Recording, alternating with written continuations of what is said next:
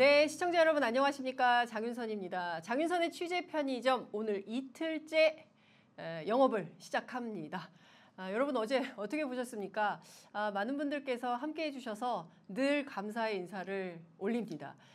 오늘 저희가 현안이 너무 많아가지고요. 오늘 모실 불편한 인터뷰, 저희가 불편한 정치인 인터뷰는 계속되는데 최근에 많은 분들께서 가장 뜨거운 관심을 보여주시는 그 현장으로 가려고 합니다. 바로 국민의힘입니다. 국민의힘 내부가 지난 보궐선거 이후에 상당히 많은 어려움을 겪고 있어서 실제 내부가 어떤지 어렵게 모셨습니다. 최승재 의원님 모시고 본격적인 인터뷰 시작하겠습니다. 의원님 어서 오십시오. 네, 의원님 제가 두 번이나 했습니다. 안녕하세요. 네. 예. 불편한 진실은 공감하고 불편한 사람은 아니라는 점을 좀 말씀해 주시기 바랍니다. 네. 아니 오늘 저희 인터뷰하시려고 이발 네. 다녀오시고 맞습니다. 목욕제기하고 오셨습니다. 여러분. 맞습니다. 네, 우선 최승재 의원 아니 제 사실 정말 어려운 게 국민의힘 의원님들 모시기가 너무 힘들어요. 왜 이렇게 인터뷰를 안 하십니까? 뭐 인터뷰 안 한다는 여러 가지 이제 내용에서 네.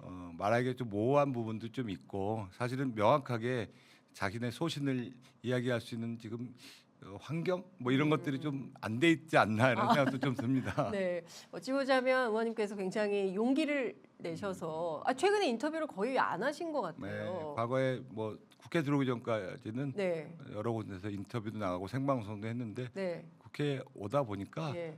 여러 가지 책임감도 있고요. 사실은 이제 거친 언행보다는 예. 복합적으로 예. 고려해야 될 점도 있다고 생각하다 보니까 사실 인터뷰하다 보면 본질과 틀리게 다른 곳으로 확대 재생산되는 경우도 좀 봐갖고 네. 좀 자제했고요. 네. 저 말고도 예. 많은 또 언변도 있으시고 또 국정과 관련돼서 경험이 많으신 분들이 또 인터뷰를 많이 하시더라고요.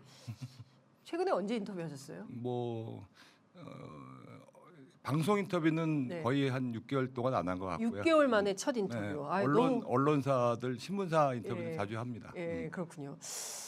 어쨌든 국민의힘 의원님의 용기 있는 인터뷰 여러분 일단 박수 한번 보내주시고요. 네. 불편한 인터뷰 시작하겠습니다. 오늘 아침 최경영의 최강시사 KBS 라디오 프로그램인데요. 이 프로그램이 그 새로 지명된 김혜지 최고위원이 출연을 했습니다. 그러셨군요. 그 자리에서 뭐라고 얘기를 했냐면요. 최 기자가 이렇게 물어요. 만약에 당 지도부와 대통령실 의견이 달라서 의견 충돌이 생길 때 어떻게 조율하겠냐라고 물으니 뭐라고 답변을 하냐면 제가 조율할 수 있는 권한이 있을까요? 이렇게 오히려 반문을 합니다. 그러니까 지금 당과 대통령실의 관계를 보여주는 어떤 전형적인 한 장면이 아니냐라는 생각이 좀 드는데요. 잘 보면 뭐 민주당에서 검찰총장 하시던 분을 당에서 모셔와가지고 대통령까지 만든 건 당이 주체인데 오늘날 당과 대통령실의 관계가 왜 이렇게 된 거라고 봐야 될까요? 그 당에서 지금 메시지를 내리는 부분이나 아니면 네. 또 전통적으로 국민의힘의 지도부 구성원들이 갖고 있는 생각 중에 하나가 네. 여당이 되고 난 다음에 네. 특히 소수 여당이죠.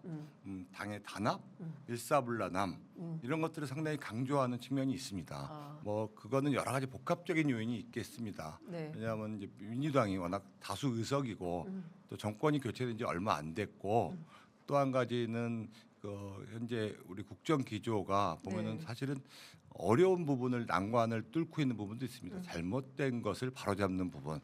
사실 거기에다가 여러 가지 의견이 네. 섞이게 되면은 가뜩이나 소수 의석이었었고 야당 시절에도 온갖 서름은 다 당했는데 네. 이제 그런 부분을 난관을 뚫고 나가기가 어렵다라는 부분이 있고요.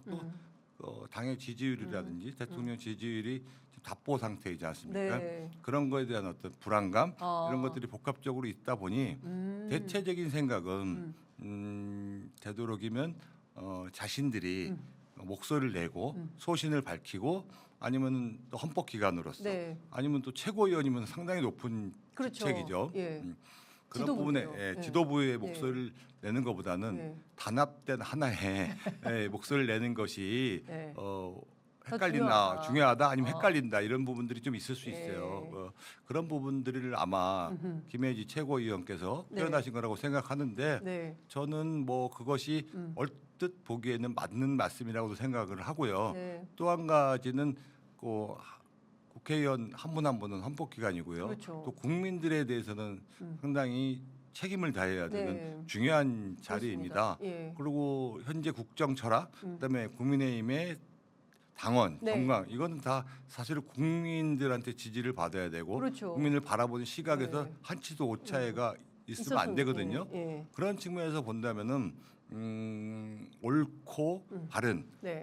이런 부분에 대해서는 당 지도부로서 당연히 그걸 반대를 위한 반대를 목소리라는 전제와 불안감을 네. 해소하는 상황에서는 예. 이야기를 예. 적극적으로 해야 된다고 예. 생각을 합니다. 그렇죠. 그러니까 말씀 주신 대로 국민적 시각에서 필요한 얘기는 뭐 당이 좀 아프더라도 좀 쓴소리가 되더라도 거침없이 우리 그 최승재 의원님처럼 아니, 해야 되지 않을까. 아프더라라는 전제를 먼저 깔면 안 한다는 것도 되고. 아플 수도 있고 예. 사실은 그게 뭐 성장하는 과정이라 성장통일 수도 있고. 성장통일 수도 있고 예. 또 작은 고름을 제거할 수도 있는 부분이 있을 수도 있고요. 그런 부분 본다면은 상당히 발전되는 업그레이드 과정은 사실은 그 아픔을 충분히 승화시킬 수 있잖아요. 그렇죠. 그런 예. 측면을 강조해야지 예. 아픔을 갖고 아프다는 것만 강조를 하다 보면 사실은 아무것도 할 수 있는 게 없죠. 나중에는 그 작은 종기를 갖고 네. 다리를 절단하는 일이 벌어질 수도 있습니다. 예. 이게 무서운 비유. 예, 다리 절단하는 수가 있어요. 예, 조심해야 됩니다.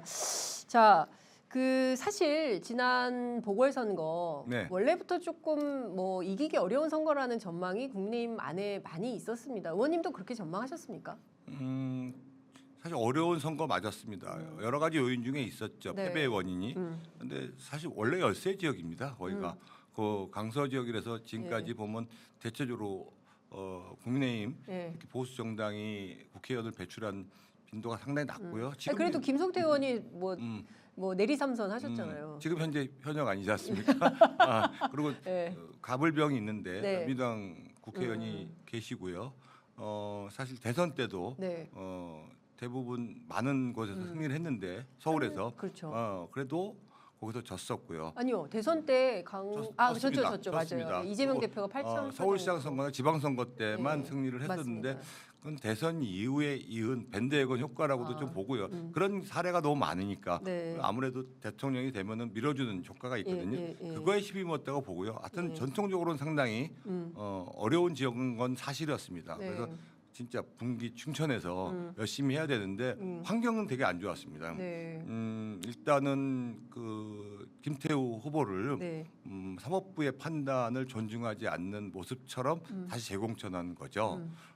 물론 대통령의 고유 권한인 사면 복권을 시켜서 네. 피선거권을 회복을 시켜줬다 치더라도 예. 사실 당사자이고 원인에 그리고 우리 국민의힘의 당원 당규에 보면은 네. 원인을 제공한 곳에서는 예. 무공천을 원칙으로 하는 부분이 있습니다. 예. 이런 부분이 제대로 정리정돈이 안 됐고 그다음에 국민들한테 납득할 만한 설명이 좀 부족한 상태에서 예. 사실 단순하게 예.